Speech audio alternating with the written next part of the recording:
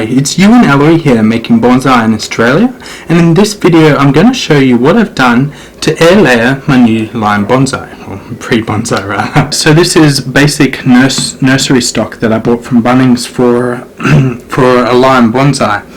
And I was having a look at it and I was considering making this video about turning it into a bonsai.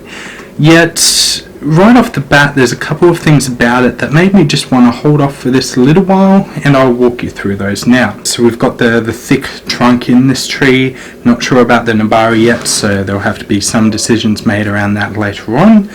But in terms of the long-term approach for this tree, I really like this structure in this main trunk here. I think that's quite good. However, the problem is that once it goes up, I don't really want this tall trunk. I really want to build a lot more taper early on, lower down in the trunk, to make it a lot more impressive later on as it becomes a fully fledged bonsai. And for that purpose, what I really want is to just have this as the new leader. What I've decided is, because I want to build up a little bit of taper in the bottom of this trunk, really want this trunk to get a lot more established, and I figure leaving it in this training pot for a year, at least a year, maybe 2 years, might be a good way to really get a good thickness in the trunk if I let it grow a lot more. So what I'm going to do today is I'm going to air layer the trunk here, just so that I can use this other part of the branch, which is quite big, as another bonsai in the future. An air layered bonsai tend to have a lot of good radial roots that come out, so you can really be choosy when it comes to the nabari. So I'll cut that off here today. I'll air layer it here today. I'll let that grow. I'll probably prune this branch back here a bit, because this is going to be my new leader. And I don't want it to be just, again, one big trunk that's going up. I want a lot of bud back down here. So what I'm going to do today is I'm going to probably prune it at around here, leave a bunch of leaves there, but all these leaves, there's buds on the top of all these leaves that are going to bud back, and that'll give me a lot more branching, and then future branches to work from here, from the new leader. So we'll see how we go. Give myself a lot of opportunities, a lot more decisions to make with the bud back branches here, in terms of when I do turn this into an actual bonsai tree in a year or two's time. Now, it's a pretty simple operation. As I mentioned, my last air layering process didn't work. That was on probably a branch around this thickness, but it was from my Brazilian cherry tree. Now, I'm not 100% sure, well, there's a couple of reasons as to why that likely didn't work. Number one, the soil that I used in the air layering wasn't the best, and it didn't stay as moist as it could have. So with an air layering, you need a little bit of moisture there for those roots to really kick off. So soil wasn't the best, didn't stay as moist, and that was mostly because of the wrapping which I used wasn't plastic. So moisture could escape from the air layering, which is, yeah, you live and you learn, I suppose. So anyway, what I'm going to do today is just use a bit of plastic bag to cover up the what I put on here to let the roots come out into it. And what I'm using for that is actually a bit of sphagnum moss. So I've just had this soaking in a bit of water for now. So I'm going to pack a little bit of sphagnum moss on it. Sphagnum moss is really good at getting roots propagating, so hopefully that'll give this a little bit of a better chance, and I might have 2 bonsai in a year or two's time. So we'll start off now. Now, another one of the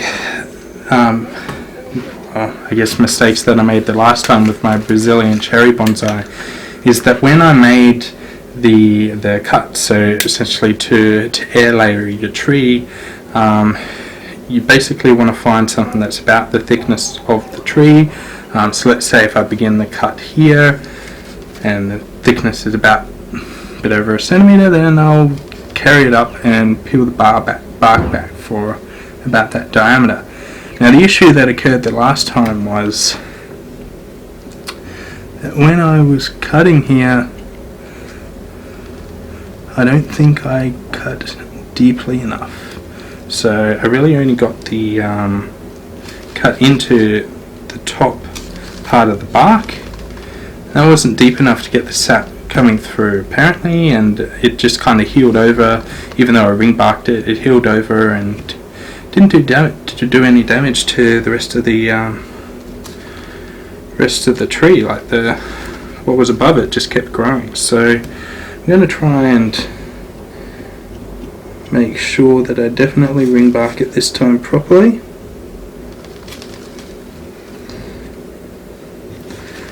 And again, I don't have any what you would normally, well, what you would use if you had it, which I don't have at this present time, is rooting hormone. So you could use rooting hormone to just apply it to the place where you've made the cut, but I don't have that, which is another reason why it proved just a little bit harder the last time around.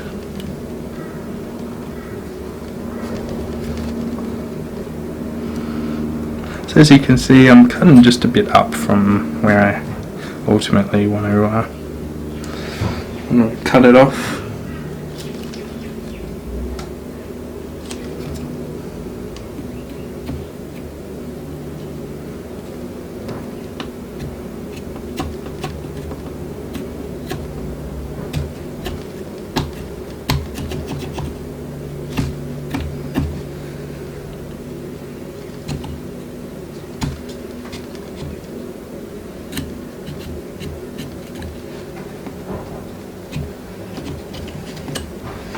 Alright,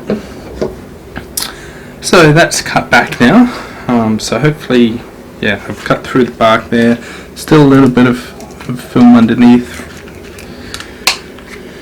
around the trunk, so hopefully that suffices for now. So now get some of this sphagnum moss.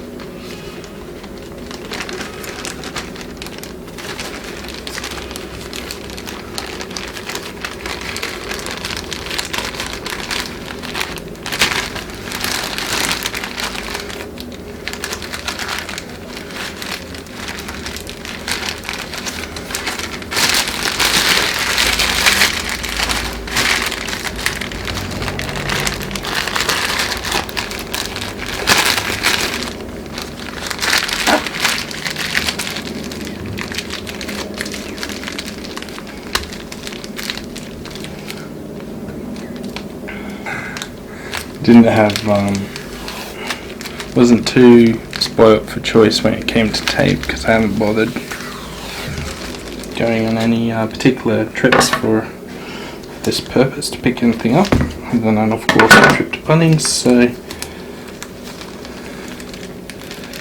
just using a bit of duct tape there. And I want to tape down the bottom again, just to make sure that water doesn't leak out. Now the sphagnum moss is pretty darn good at the old water retention. Should keep a fair bit of the moisture there. I'm hoping I'll only have to really apply this air layering for perhaps a couple of months, but there should be enough moisture in there.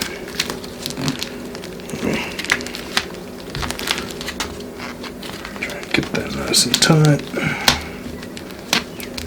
Just over the branch. Make sure I don't damage my new leader.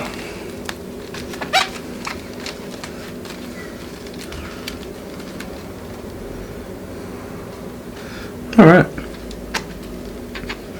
So it's nice and compact there. So there's the air layering. So yeah, I've just applied, wrap the sphagnum moss around the cut in the plastic bag, nice and tight, but not too tight, so there's still a bit of air in there for the roots to breathe. So now I am going to leave most of, actually I'll probably prune back some of what's above the air layering here, just so there's not too much burden on it, but definitely, as I mentioned before, just going to prune this back just so that there's a bit of extra bud back on this branch. Now, Could apply a bit of directional pruning. Yeah, so this leaf at the back here is kind of coming back out, continuing out this way, and then that leaf is kind of returning back there. So there could be a bit of interesting movement if I cut it above those leaves, which I cut it right on them. I might just cut it just above them. Alright, so we'll see how we go with the new leader. A bit of branch structuring, hopefully forming off of that. Then we've got my sacrificial branch, so that's just randomly growing out the side there. I could keep that a bit taller, but again, it's really just a sacrificial branch at this point. So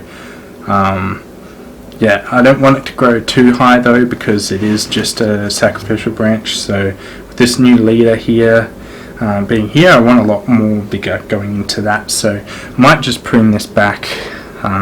So you can see there's a leaf there, there's a bunch of leaves up a little bit further.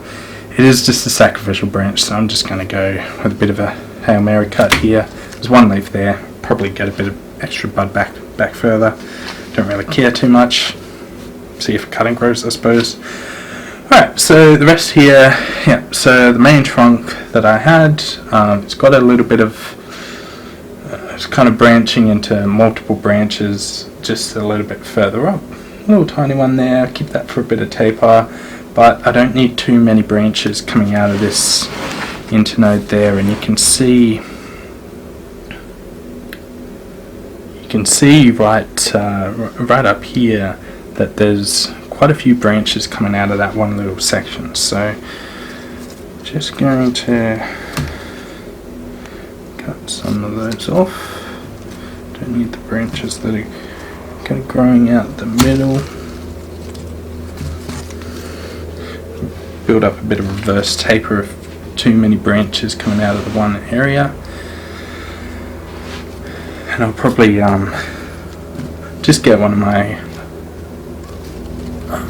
bonsai pruning tools later and just clean up these cuts just so they're a little bit more flush, but doesn't matter too much. And so we're getting here, you can see there with that V taper in that branching just above what I'm going to turn into the air layering. It's kind of yeah, it's twin trunk. I might decide to do something with that later, who knows. But I definitely don't think I'm going to want that much height in the trunk, especially not at this stage in the tree. I'd rather let it grow a lot more, prune it back so we get more taper again. So I'm going to leave some leaves on some of these branches, but I'm really going to prune it back hard just to hopefully see a little bit of extra budding coming out of it. So yeah, there's still, the tree was quite vigorous when I got it. There's still a number of leaves that I am leaving. It's the start of spring, a nice warm humid spring in Brisbane, Queensland, Australia, so the tree should be fine. So I'm just going to cut it back, a few leaves on each of these main trunks.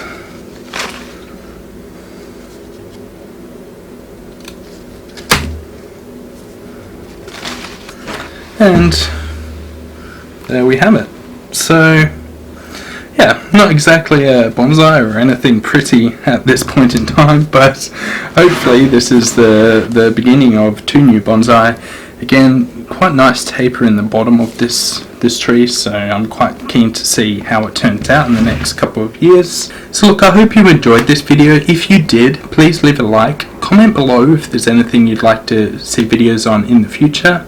And as always, thanks for your time. Enjoy your day.